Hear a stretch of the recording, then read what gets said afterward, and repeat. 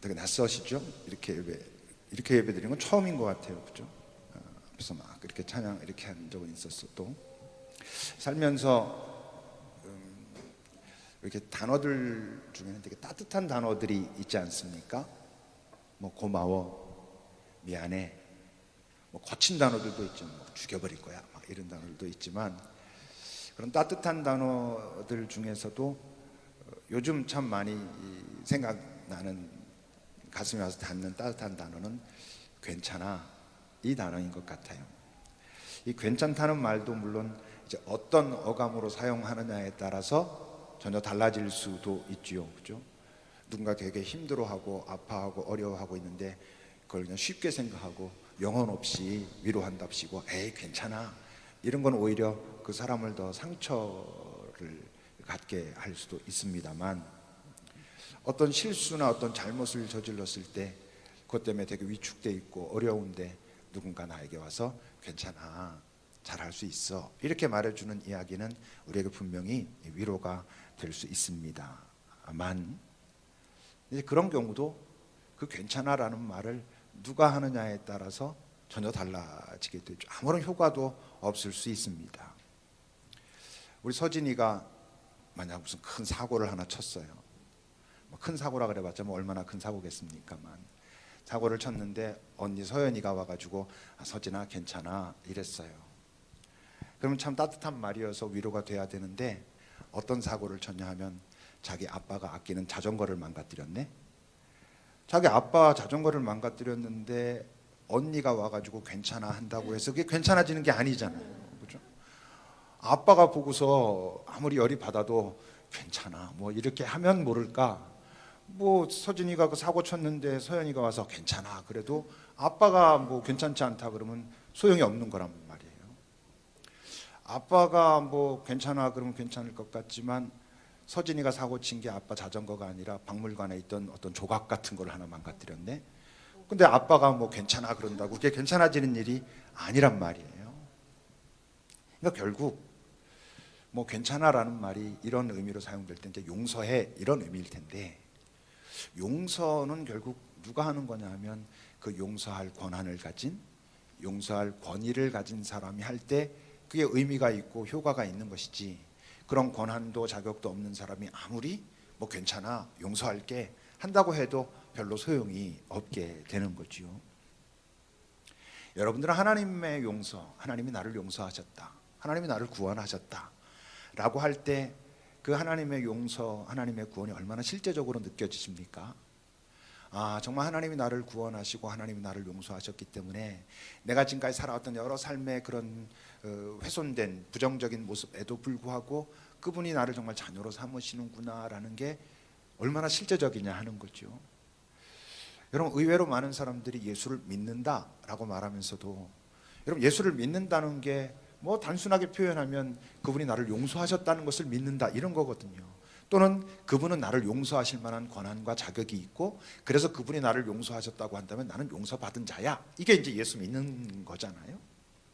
근데 그게 별로 실제적이지 않은 사람들이 예수 믿는 사람들 속에서 참 많아요. 여전히 죄책감에 사로잡혀 있고 위축돼 있고 자기의 죄 문제에 함몰되어 있는 경우가 많단 말이죠. 왜 그럴까? 왜 하나님의 용서가, 예수의 용서가 나에게 실제적이지 않을까요? 그분의 권위, 그분의 권한을 내가 인정하고 있지 않다는 뜻입니다. 그걸 내가 잘 모른다는 뜻이죠. 다른 말로 하면 내가 그분이 누군지 잘 모르니까 뭐 주일마다 교회 와서 예배도 드리고 이러지만 정말 그 여호와 하나님이라고 하는 분이, 예수 그리스도의 하나님이라는 분이 어떤 분인지 잘 모르니까 그분이 나를 용서하셨다는 그 사실이 별로 실감나지 않는 거죠. 아빠 자전거 고장 내뜨려도 아빠가 괜찮아 그러면 괜찮대, 바로 자유로워지는데, 하나님은 나라고 하는 존재를 용서하셨대라고 하는 이야기를 수없이 많이 들으면서도 자유롭지 못한 이유는 그분이 내게 실제적이지 않으니까 우리가 그런 것이죠. 여러분, 예수님께서 그래서 바로 이 땅에 오셔서 구원의 사역을 시작하시기 전에, 뭐 구원의 사역이라는 게 용서의 사역이죠, 굳이 말하면. 그 일을 하시기 전에 공생의 그 앞에 부분 3년 가까이 하신 일이 결국 뭡니까? 내가 너희를 용서할 자격이 있는 자야, 내가 너희를 구원할 그런 권위와 권한이 있어, 이거 보여주신 것입니다. 내가 바로 하나님께서 보낸 바로 내가 하나님의 아들이야 라는 것을 보여주신 것이고, 그게 구체적으로 뭐로 나타났어요? 표적이라는 걸로 나타난 거잖아요. 사람을 고치고 귀신을 내쫓고, 이런 일이 사람을 고치는 일 자체 물론 중요하고 소중합니다만, 사람을 고치는 일이 목적이었다면 만나는 사람만 고치시면 안 되는 거죠. 치유 집회 한번 열어가지고 여기 있는 모든 자들은 뭐 질병에서 놓아질지어다 뭐 이런 거 뭐 가끔씩 하잖아요. 그런 거 해가지고 거기서 다 고치고, 아니면 뭐 산 위에 올라가서라든지, 아니면 이 땅에 내가 있는 지금 현재 질병을 가진 뭐 다른 뭐 나쁜 것을 가진 모든 사람들은 고쳐져라 그렇게 해서 이루어졌으면 훨씬 더 그게 효과적이었을 텐데 주님이 그러시지 않았거든요. 왜? 질병이 이 땅에 사는 동안 힘들고 아픈 일임에 분명하지만, 본질적으로 예수님께서 이 땅에 오셔서 하려고 하시는 일은 인류 존재 자체의, 인간 존재 자체의 용서와 관련된 구원의 문제였단 말이에요. 그러니까 그분이 나타내 보이신 그 많은 표적이라고 하는 그 기적 사건들은 뭘 나타내시기 위한 거냐면, 나는 너희들을 용서할, 구원할 권한이 있는 자야, 권위가 있는 자야, 그것을 나타내 보이시기 위해서 그것을 행하셨던 것이죠. 오늘 한 여인이 바리새인의 집, 바리새인이란 율법주의자입니다. 이게 옳아, 이게 맞아, 이거 하나님 좋아하셔, 싫어하셔, 이거 이제 따지는 사람이죠. 이제 단순하게 말하면 그 바리새인이 예수님을 초청해서 식사 자리를 베풀었습니다. 뭐 여러 가지 의도가 있었을 것입니다. 예수를 시험하고 싶은, 이 사람이 어떤 사람이 좀 알고 싶다는 것도 있을 거고, 그 사회에서 나름대로 센세이션을 일으키고 있는 한 명의 랍비로 적어도 인정받고 있었던 사람이었으니까, 예수님이 뭔가 그와 좀 교제도 좀 트고, 뭐 여러 가지 의도를 가지고 바리새인이 예수님을 모아서 예수님을 초청해가지고 자기가 아마 알고 있는 많은 사람들에게 좀 과시도 하고 이러면서 그 잔치를 연 거죠. 나름대로 지금 이 바리새인은 되게 의미 있는 중요한 잔치를 열고 있었던 겁니다. 근데 오늘 여인이 들어와가지고 잔치를 망쳐버리고 있는 것이죠. 이 여인이 죄 많은 여인이다라고 이제 성경은 소개하고 있는데, 아마도 이 여인은 창기였을 것이다 그렇게 이야기를 하죠. 몸 파는 여인이었을 것이다 라고 말한단 말이에요. 그 몸 파는 여인이 지금 바리새인, 율법주의자, 당연히 그 사람이 볼 때는 부정한 여인, 절대로 접촉도 해서는 안 되는 여인인데, 그 여인이 자기가 지금 베풀어 놓은 잔치 자리에 거의 쳐들어오다시피 그냥 쳐들어온 것입니다. 그 여인이 몸을 파는 여인이었다는 건, 그 여인이 우리는 뭐 되게 소중한 것이라고 말하지만 그 옥합, 아주 비싼 항아리, 그 항아리 안에 들은 비싼 향유, 그것들조차도 바리새인이 볼 때는 당연히 뭐예요? 부정한 물건들이란 말이에요. 부정하게 취득한 소유물이니까 부정한 것이란 말이에요. 그러니까 부정한 여인이 부정한 것을 들고 자기가 지금 베풀고 있는 잔치 자리에 들어와서 잔치를 망가뜨리고 있는 거예요. 그러니까 지금 바리새인의 가치관의 입장에서 볼 때 바리새인이 반발하는 건 지극히 당연한 것인 거죠. 완전히 모든 걸 지금 망치고 있는 거예요. 근데 우리가 본문을 잘 보면 알지만, 그 바리새인이 뭐라고 비난을 하건 뭐 어떤 뭐 분위기가 싸해지건 아무 것에도 미동하지 않고 오직 예수님을 섬기는데, 예수를 섬기는 데만 집중하고 있어요. 38절을 여러분 보세요. 예수의 뒤로 와서 그 발곁에 서서 울며 눈물로 그 발을 적시고 머리털로 닦고 발에 입 맞추고 향유를 부었다 그래요. 아시겠지만 이때 식사하는 건 우리처럼 이렇게 테이블이 있어서 이렇게 의자에 앉아서 하는 게 아니라 약간 비스듬히 누워가지고 이렇게 식사하는 거 있잖아요. 그런 모습으로 식사를 하는 그런 문화였단 말이에요. 그러니까 여인이 뒤에 오면 예수님이 이렇게 발을 옆으로 내고 있는, 그땐 거의 다 맨발이었으니까 맨발을 자기가 눈물을 흘리면서 그 발에 먼지를 닦아주고, 보면 그 바리새인은 예수님한테 너 나에게 발 씻을 물도 주지 않았다, 그러니까 여전히 먼지가 묻어 있었을 거예요. 그 먼지를 닦고, 그리고 거기에다가 향유를 붓고 여인의 머리를 풀어가지고 그 머리털로 다리를 닦아요, 발을 닦아요. 어떻게 해서 이 여인은 이렇게 할 수 있었을까? 그냥 예수님이 어떤 이적을 일으키신데 그분이 하나님의 아들이래, 그분을 만나는 사람들은 다 뭔가 자유를 얻는데, 그러니까 이 여인이 막 용기를 내가지고 내가 가서 그러면 이거 딱 중요한 거, 나한테 소중한 건데 이거 들고 가가지고 그분 딱 만나가지고 이렇게 하고 용서받아야지, 이러고 왔을 리는 없죠. 이 여인의 오늘 태도를 보면 무엇을 우리가 예측할 수 있어요? 오늘 이 만남이 첫 만남이 아니라는 거예요. 이전에 어떤 예수님과의 만남이 있었다라는 것을 의미하죠. 처음 예수님의 이야기를 접한 건 아마도 소식을 들으면서 접했겠죠. 그분이 이런 뭐 사람을, 병든 사람을 고쳤대. 야, 어떤 사람은 귀신 들려가지고 굉장히 고생했었는데 그 귀신도 쫓아냈대. 이런 이야기가 그 이스라엘 땅에 되게 그 사회, 그 시대에 막 퍼져 있을 때니까, 특히 이 여인이 아마 관심을 가지고 귀가 열리고 이랬던 거는 뭐 그런 사건들 있잖아요. 간음한 여인이 잡혀왔을 때 그 간음한 여인을 보호하고 그를 구하셨대. 그리고 그에게 용서를 선언하셨대. 뭐 이제 이런 이야기들을 이제 여인이 들었겠죠. 그리고 들리는 바에 의하면 하나님의 아들이라고도 얘기하고 하나님이 보내신 자라고도 하고, 그리고 실제로 그가 행하고 있는 여러 그 모습들을 보면 정말 그냥 보통 사람으로서는 할 수 없는 어떤 권위와 위엄이 있는 자인 건 틀림없는 것 같아 하는 어떤 얘기를 들은 거죠. 그렇다고 해서 이 여인이 직접 그 예수님을 찾아가 가지고 내가 저기 당신과 좀 얘기하고 싶습니다 이랬을 가능성은 또 별로 없어요. 그죠?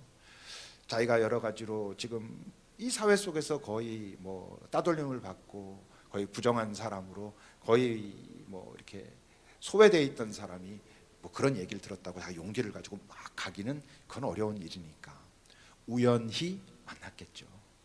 그 여인의 입장에서 볼 땐 우연히 만났지만 예수님은 다른 사람들을 만날 때와 마찬가지로 의도를 가지고 그 여인과 만났을 겁니다. 여러분, 처음 그 여인이 그 예수님을 소식으로는 들었었지만 이렇게 우연히 만나게 됐을 때 어떤 태도였을까요? 어떤 마음이었을까요? 저를 이렇게 제가 상황이 이렇습니다 딱 꺼내놓고 이랬을 리가 없죠. 여전히 경계하고 두려워하고, 이 사람은 정말 내가 그동안 듣던 그런 능력을 가진 사람이고 그런 사람이라면 지금 나를 어떻게 보고 있을까, 뭐 위축도 되고 아마 그런 모습으로 거기에 있었다가 우리 아까 얘기 나눈 것처럼 이런저런 대화를 통해서 예수님이 가지고 있는 그의 카리스마, 그만의 카리스마를 느끼고 그 안에 다가오는 걸 느끼면서 여인이 깨닫는 거죠. 예수를 만난 모든 사람들이 깨달았던 바로 그것, 뭐? 이분은 나를 아시는구나, 이런 거. 아까도 말한 것처럼 나를 아신다라고 할 때 내가 어떤 죄 짓고 살았는지 아시는구나, 내가 어떤 잘못했는지 아시는구나, 내가 사람들한테는 이렇게 보이고 있지만 실제로 내 속엔 이런 것들이 있다는 걸 아시는구나, 이런 악한 것들이 있다는 걸 아시는구나 뿐만 아니라 내가 그렇게 살 때 내 안에 얼마나 갈등이 있는지, 정말 그렇게 살고 싶지 않은데 또 어떤 순간 무너져 있는 나를 보면서 내가 나 자신을 얼마나 미워하는지, 내가 얼마나 무력감을 느끼는지, 이런 내가 얼마나 싫은지, 또 이렇게 살게 된 대상을 알 수 없는 뭐 우리의 하나님도 마찬가지로 야훼 하나님도 마찬가지로 내가 얼마나 원망하는지 또는 원통한지, 이걸 저분이 아시는구나. 저분은 이 세상 사람들이 나를 안다라고 말할 때 나의 겉사람의 여러 모습들 그거 보고 나 안다 그러고 그것 때문에 나 막 비난하고 그러는데, 그게 아니라 내가 그렇게 살고 있는 그 삶의 깊숙한 곳에 있는 내 아픔과 탄식 같은 걸 아시는구나라는 것을 깨닫게 되는 거예요. 그러니 여러분, 사마리아 여인 같은 경우도 예수님 만나고 나중에 동네 들어가서 뭐라 그래요? 이분이 내가 살았던 모든 것을 아신다. 그건 내 죄를 아신다라는 표현이 아니에요. 내가 왜 그렇게 살 수밖에 없었는지, 물론 거기엔 내 약함도 있고 내 마음대로도 있었고 그랬지만 그런 걸 다 포함해서 이분이 아시고 그럼에도 불구하고 나를 용서하신다고 하신다라는 걸 이야기했던 것처럼 이 여인도 그런 경험을 한 거죠. 물론 어때요? 처음에 예수님과 만나가지고 대화 나누면서 그게 이분이 나의 그 모든 걸 다 아시는구나 이런 것도 어렵잖아요. 그죠? 처음에 그걸 어떻게 알겠어요? 그런 대화가 있고 뭔가 뜨끔뜨끔 걸림이 있고 뭐지? 이런 시간들이었겠죠. 우리들이 여러분 어떤 중요한 사건을 가만히 돌아보면 그 당시에는 오히려 그게 뭔지 잘 몰랐다가 나중에 곰곰이 돌아보니까 그때 내가 그런 마음이었구나, 내가 그때 되게 힘있게 강하게 막 뭐라고 그 상대방을 쏘아붙였는 줄 알았는데 잘 보니까 내가 되게 두려워하고 있었구나, 내가 되게 억울해하고 있었구나, 이걸 나중에 이제 보게 되잖아요. 그러니까 그 여인도 예수와 만나서 이런저런 얘기할 때 뭔가 다른 것을 느끼긴 느꼈지만 정확하게 그것이 무엇인지 알지 못했었는데, 돌아와서 곰곰이 하나하나 돌아보면서 뭘 알게 됐을까? 그동안 들어왔던 그분의 여러 행적들, 그분의 이적, 그런 것들을 통해서 그가 누구인지 보여주셨다고 하는 그것과 자기가 직접 경험한 그분, 따뜻함, 사랑. 내 겉모습만 보고 나를 말씀하시는 게 아니라 그렇게 살아왔던 내 안에 있는 깊은 탄식들, 사람들한테는 이걸 변명할 수도 없는, 해봤자 더 구박받으니까 할 수 없는 그걸 아시는 그분의 그것, 그럼 그게 긍휼이거든요. 그냥 힘 있는 자가 용서하는, 너 봐줄게, 너 그런 잘못들 많이 했지만 내가 봐줄게, 이건 뭐 힘 있는 자라면 사실 뭐 할 수도 있는 거예요. 뭐 사면하고 뭐 어떤 나라에서 나라를 지배했을 때 많은 사람들을 그냥 팍 용서해서 풀어주고, 이게 다 그런 거예요. 힘 있는 자들이 자기의 힘을 과시하기 위해서, 자기의 지배력을 더 높이기 위해서 그렇게 할 수도 있어. 근데 예수의 그것은 단순히 힘 있는 자의 호의가 아니고 인간 깊숙한 곳에 있는 탄식을 아시기 때문에 사실 이 땅에 오셨고, 그래서 그를 만나고 그걸 이제 이 여인이 곰곰이 깨달아 보니 알겠는 거죠. 그걸 알겠으니까 어떻게 해? 이젠 가만히 있을 수가 없어. 아마도 처음에 예수를 만났을 때는 우연히, 예수님께서는 의도적으로 만났겠지만 이제는 이 여인이 그 예수를 찾아가는 거예요. 그것도 지금 어디? 바리새인이 그동안 자기는 그 사람을 항상 피해 다녔는데 근처에도 갈 수가 없었는데 그 집에 잔치를 벌이고 있는 그 자리로 가는 거예요. 가서 그들이 뭐라 하든 그 옆에 가가지고 자기의 눈물로, 당신이 나에게 나의 깊숙한 곳을 아십니다. 나의 탄식을 당신이 들으셨습니다. 내가 태어나서 지금까지 한 번도 나의 그 부분을 사람들에게 보일 수도 없었고, 아니 어떤 때는 나 자신에게도 내 안에 그것이 있는지 잘 몰랐었는데 내 안에 그것이 있는 것을 당신을 통해서 내가 보았고, 그럼에도 불구하고 당신은 나를 용서하신다는 걸 알겠고, 그리고 당신은 나를 용서하실 만한 분이라는 것도 내가 알겠습니다 라고 하고 있는 것이지요. 바리새인은 자기의 잔치를 망쳤다고 생각하니까 화가 났어요. 근데 지금 이 여인이 하고 있는 건 뭐게요? 이게 예배예요, 여러분. 나를 용서하신 분에 대한 나의 반응이잖아요. 내가 이거 싸들고 나한테 가장 비싼 거니까 싸들고 가가지고 이 양반한테 이렇게 붓고 나 용서해달라고 해야지가 아닌 건 거예요. 지금까지 자기에게 가장 귀했던 것이에요. 근데 이제는 가장 귀하진 않아. 왜? 이분이 나에게 가장 귀한 분이 되었어. 그래서 지금까지 내게 가장 귀한 거였지만, 그나마 이거 있어가지고 내가 좀 마음의 위로도 얻었지만, 이걸 기꺼이 이분에게 내어드리면서 이분에게 내가 헌신하고 봉사할 수 있어. 여러분, 이게 예배예요. 구약의 제사와 우리의 예배가 다른 게 뭐라고? 구약의 제사는 용서받으려고 드렸던 거라고요. 우리의 예배는 뭐라고? 용서받은 자들이, 아, 그분이 나를 용서하셨구나, 내 힘으로 어찌할 수 없는 나의 이 연약함과 이 훼손된 존재를 찾아오셔서 나의 저 깊숙한 곳에 있는 탄식을 들으시고 나의 원통함을 아시고 나를 회복시키시는구나를 알게 된 자들의 반응. 그래서 내가 당신을 찬양합니다. 이제 당신은 나의 구주이실 뿐만 아니라 나의 주님, 주인이 되셨습니다라고 고백하는 것. 여인이 하고 있는 것이 그거지요. 그랬을 때 어떻게 됩니까? 48절에서 보면 이 여자에게 예수님이 말씀하십니다. 내 죄 사함을 받았다. 예배는 내가 죄 사함 받은 존재라는 걸 다시 확인하는 그런 자리이기도 해요. 이미 사함 받았는데, 받았죠. 그런데도 왜 우리가 예배를 통해서 다시, 내가 하나님의 자녀고 예수 그리스도를 통해서 하나님은 나를 용서하시고 당신의 자녀로 삼으셨지를 왜 계속 확인해야 되냐면, 이 세상은 끊임없이 우리를 공격하거든요.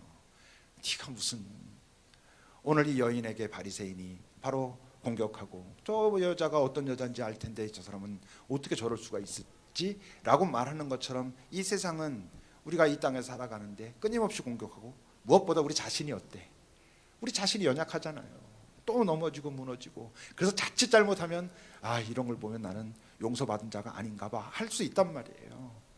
그럼에도 예배의 자리에 와서 다시 하나님의 마음과 예수님의 우리를 향한 그 마음을 들으면, 바로 이런 존재니까 내가 여전히 예수가 필요하구나. 한 번 구원받았다고 그 구원이 끝이 아니고 나는 매 순간 그분의 구원, 그분의 용서를 확인하고 또다시 여기에서 아무리 뻔뻔스러워 보여도 또 한 걸음 시작해야 되는구나를 확인하게 되는 그런 자리가 예배고. 그래서 여러분, 예배를 빼먹게 되면, 예배를 놓치게 되면 우리는 이전의 나로 자꾸만 돌아갈 수밖에 없는 그런 사람들이지요. 그래서 마지막으로 뭐라 그러십니까? 50절을 보면 예수께서 여자에게 네 믿음이 너를 구원하였으니 평안히 가라 라고 말씀하십니다.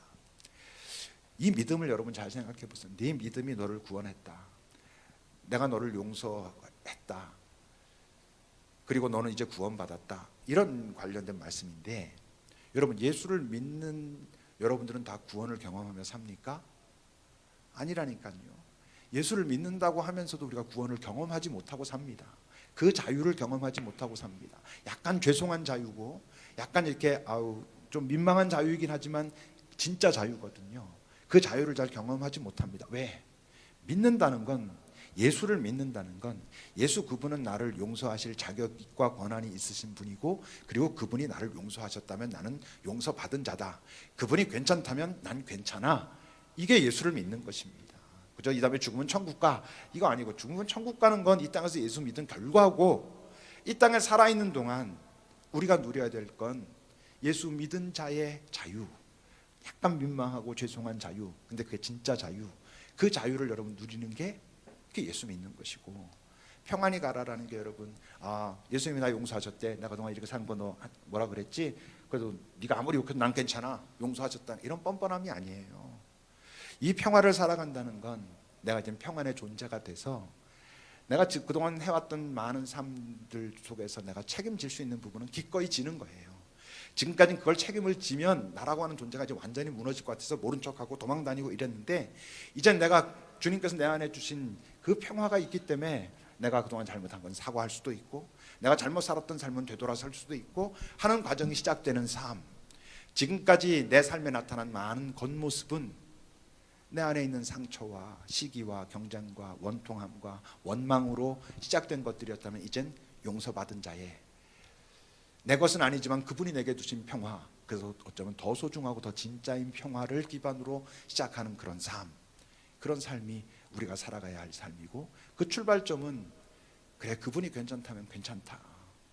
이 뻔뻔함을 이 세상이 뭐라 할지라도 그들에게는 내가 나의 삶의 실제적인 모습으로 보여줄 것이고, 나의 출발은 괜찮다라고 말씀하시는 그분의 평화로부터 시작된다라는 것을 기억하는 게 예수를 믿는 것입니다.